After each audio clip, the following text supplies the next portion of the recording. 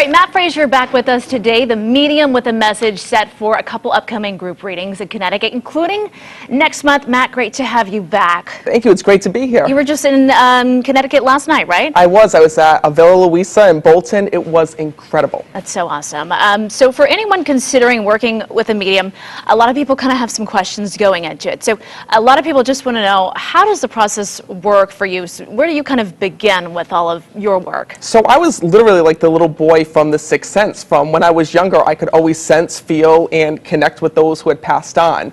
So for me, it's really amazing because I feel like I'm the operator in heaven. My main job is putting people back in touch with their loved ones, because many times when a loved one passes, you wish that you get to say goodbye. You wish that you get to have a final conversation with them. Maybe you don't know how they died. For example, last night when I was in Bolton, there were so many children that came through.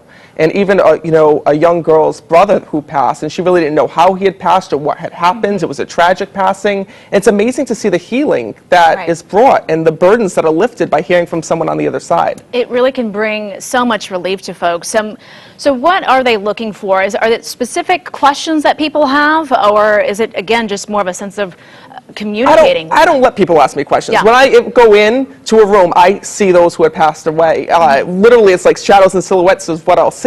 So my main goal is to get to as many people as possible. The moment I walk into a room, I'll start telling people, okay, you have a father sitting behind you, or your son passed away. I see him standing right there, or your daughter passed. And I literally start walking through the room and start picking up on all of these souls and delivering messages of what they have to say. It's like a family reunion with heaven. It's like walking into a big wedding, and it's incredible. Yeah, and I'll say there was a reunion here just moments ago that you mentioned. So I want to ask you just how your group readings work. When, again, you sit down, you're starting to sense who you're seeing there. What about the communication part? What are they starting to communicate to you? So, for example, I see your grandfather behind you. The minute I'm right here, he's like, that's my granddaughter. You have to let her know that I'm here. And he's very protective over you. He shows me there was military connection here in the physical world. He actually shows me Marines, because I keep seeing water. Do you understand that? Because he shows me that you were just going through old pictures or looking at old pictures of him, and that's his way of letting you know that he was right there.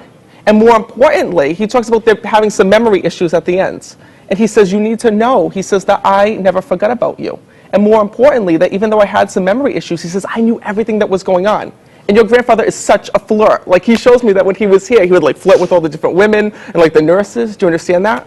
But he had some teeth issues as well that he's acknowledging. Did he not have teeth?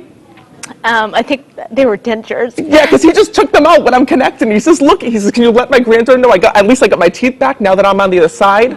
Because he's showing me that. He's teasing you when I'm connecting with you. He says to me that you're taking his passing so hard, and he wants you to be able to let it go. Do you feel like you didn't get there in time or get to see him in time?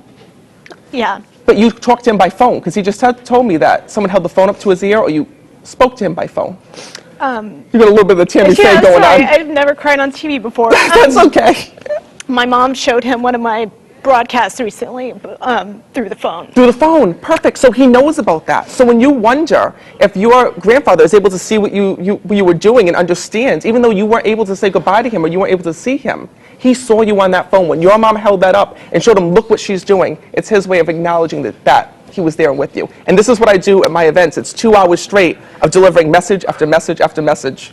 Yeah, and I didn't tell you anything, by the way, when I came in. And I prefer you don't. Yeah, you said, don't tell me anything. So thank you so much. I don't want to know anything. Yeah. Because if you come to a real medium, they don't ask you questions or information. I let the other side tell me to tell you.